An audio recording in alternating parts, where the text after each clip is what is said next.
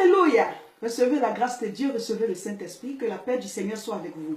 Nous sommes dans la semaine de notre croisade de prière au niveau de Paris. Voilà, la grande croisade de prière, c'est à Aubervilliers, l'adresse est 29 rue Sadi Carnot, 93 300. Mon frère, ma soeur, le thème c'est le chrétien face à l'adversité, le combat spirituel. Tout ce qui se dresse devant toi et qui t'empêche d'évoluer, qui t'empêche d'atteindre l'objectif que Dieu t'a fixé, qui t'empêche d'atteindre la destinée pour laquelle tu es sur la terre. C'est ça l'adversité. Ce qui s'oppose à toi. Et mon frère, ma soeur, nous allons en parler et il y aura des temps de délivrance, de guérison, des temps de proclamation où le Saint-Esprit va descendre. Ceux qui viennent au croisade, ils savent. Vous repartez avec l'onction, il y a le baptême du Saint-Esprit qui vous accompagne. En tout cas, les gens m'ont dit, ils commencent à venir de l'Angleterre, Belgique, en tout cas, descendez, venez. Ça va chauffer ce samedi. Donc, demain, on a choisi demain jeudi pour jeûner. Voilà, jeudi, tout le monde en jeûne. Si tu n'as pas vu la vidéo, que tu n'as pas jeûné jeudi, jeûne vendredi. Mais fais un jour de jeûne au moins, de 6h à 18h, parce que nous allons faire beaucoup de combats spirituels ce samedi. On commence à 14h30, samedi 19 août, 14h30, tous à Aubervilliers. Et le vendredi suivant, nous sommes à Tourcoing. C'est la salle, la nouvelle salle de prière, le siège de l'église évangélique La Moisson de France. L'adresse est 48 rue Saint-Omer, 59 200. C'est à Lille, précisément à Tourcoing. De Paris, ça fait 1 heure en TGV. Donc, dès maintenant, vous pouvez prendre vos billets et venir participer à cette veillée. Et puis, ceux qui quittent aussi en Belgique avec le train, déjà en 1 heure, 1 h 30, vous êtes là. Donc, tout le monde peut venir. Le Tourcoing, c'est comme un carrefour. Alors, déplacez-vous, venez participer à cette veillée le 25, là, de 22h à l'heure, 25 août. Et puis, après cela, il y aura des temps de délivrance qu'on va vous annoncer, mais la veillée, ne la ratez surtout pas. Amen. Appelez-nous au 07 51 51 25 16 pour plus d'informations concernant ces deux grands programmes dans cette semaine, la semaine prochaine. Alors, toujours dans l'adversité, cette semaine, nous parlons de cela pour pouvoir vous donner un avant-goût. Le thème d'aujourd'hui, c'est éloignez le chien de son os. Et vous allez comprendre de quoi il s'agit. Genèse chapitre 2, verset 16 nous parle de quand Dieu a fini de créer Adam et Ève, il les a mis dans un jardin. C'est-à-dire leur lieu de domination. Et il leur a dit, vous pouvez manger de tout, sauf de l'arbre de la connaissance du bien et du mal. Il les a bénis, multipliés, remplissés, assujettissés, dominés. Il leur a donné tout. Ils étaient les chefs de la terre. Ce sont nos ancêtres. Alors, quand Dieu a donné cet ordre, après ça, il y a le serpent qui est venu. Serpent animé, c'est-à-dire le serpent était animé du diable. Et je vous ai déjà dit que les esprits travaillent à travers les hommes. Ils rentrent dans des gens pour agir. Donc le serpent vient, il les séduit. Et la Bible dit quoi? Quand Ève a fini de parler avec le serpent, la femme vit, Genèse 3, verset 6, la femme vit que l'arbre était bon à manger, agréable à la vue et qu'il était bon pour ouvrir l'intelligence. Elle prit de son fruit, en mangea et en donna à son époux qui était auprès d'elle. Vous voyez? Donc, ça veut dire quoi? On dit qu'elle a pris du fruit, elle a mangé. On n'a pas dit qu'elle est allée prendre le fruit pour le manger. Vous voyez? Cela signifie que quoi? Adam et Ève, là, ils étaient déjà à côté du fruit. Ils tournaient déjà autour.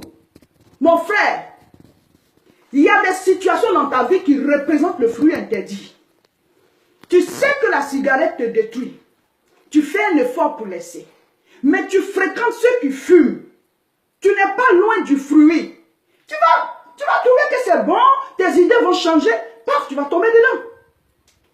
On te dit que tu es chrétien, tu as décidé de vivre la chasteté. En tant que chrétien, parce que tu veux que le Seigneur puisse te bénir. Parce qu'entre nous, la Bible dit quoi? 1 Corinthiens chapitre 6, verset 18. Fuyez l'impudicité. Même le diable, le Seigneur dit résistez au diable. Mais pour l'impudicité, là, il dit fuyez. Joseph, quand la femme de Potiphar a attrapé sur la Bible, dit couche avec moi. Il dit, hé, il a arraché sa tunique, il a laissé dans sa main, il a fui. Pourquoi? Il pouvait coucher avec elle. Mais Joseph connaissait la destinée que Dieu avait pour lui. Il devait devenir le premier ministre de l'Égypte. Lui-même, il ne savait pas, mais il savait qu'il devait être un grand. S'il couchait avec la femme, c'était fini. Donc, tu es chrétien, tu décides de vivre la chasteté. Tu décides de rester dans la sanctification jusqu'au mariage. Mais mon frère, ma soeur, tu n'es pas loin du fruit. Tu es une soeur en Christ. Quelqu'un dit, ah, viens, je vais t'inviter à manger. C'est pas méchant. Mais si vous vous retrouvez dans des situations qui peuvent vous amener à avoir des rapports sexuels, ça veut dire que toi-même, tu t'es rapproché du fruit. Tu t'es rapproché du fruit, tu as fait comme Adam et Ève. Tu fais quoi avec une heure tardive avec quelqu'un dans un coin noir ou alors vous êtes dans une posture bizarre? Tu n'es pas loin du fruit, mon frère. On dit d'éloigner le chien de son os. Tu sais que le chien, il aime l'os. La Bible dit fuyez l'impudicité. C'est que tu sais que ça, si tu le fais, ça peut te conduire à telle chose. Mais il faut t'en éloigner. Il faut t'en éloigner. L'alcool peut-être est comme, pour toi comme le fruit interdit.